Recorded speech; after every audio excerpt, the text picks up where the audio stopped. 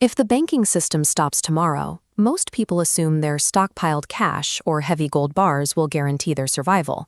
They are entirely wrong. Paper currency only works as long as the infrastructure behind it is perceived as stable. When that trust dissolves, the economy quickly returns to the oldest system on Earth: barter. Take this 50 million mark banknote from Weimar, Germany.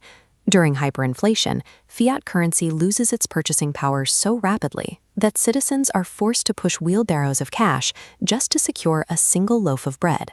In these markets, trade isn't driven by gold or gems.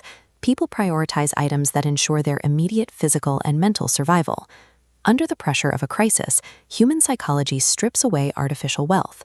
Value shifts to three specific categories: calories, medicine, and comfort. The first crop serves as a raw source of power and utility long before it feeds your family. A 10 by 10 foot garden plot of potatoes produces enough fermentable starch to convert directly into 15 to 20 gallons of ethanol. That alcohol is a survival multi-tool, functioning as fuel for small engines, a base for tinctures, and a crucial antiseptic. While controlling food ensures survival, controlling a renewable fuel source provides significant economic leverage over everyone else in the community. Distilled alcohol creates a parallel economy, turning a common garden crop into a versatile trade commodity. The second crop focuses entirely on the mechanics of human psychology. It relies on inelastic demand, where the need for a product remains constant regardless of its price. In fact, periods of extreme stress typically increase a population's drive for comfort and vice.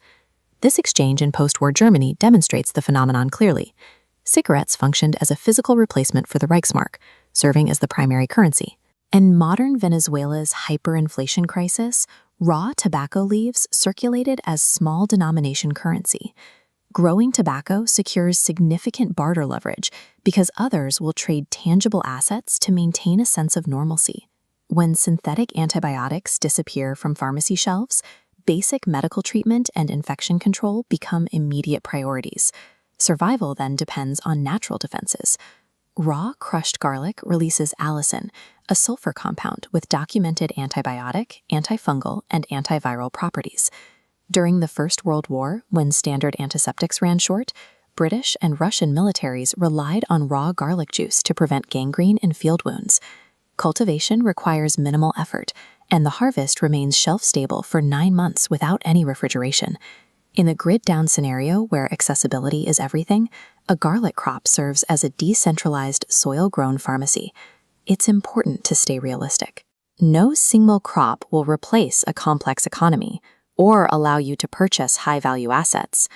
Functional barter relies on a network of complementary goods, including clean drinking water, consistent physical labor, and basic mechanical skills.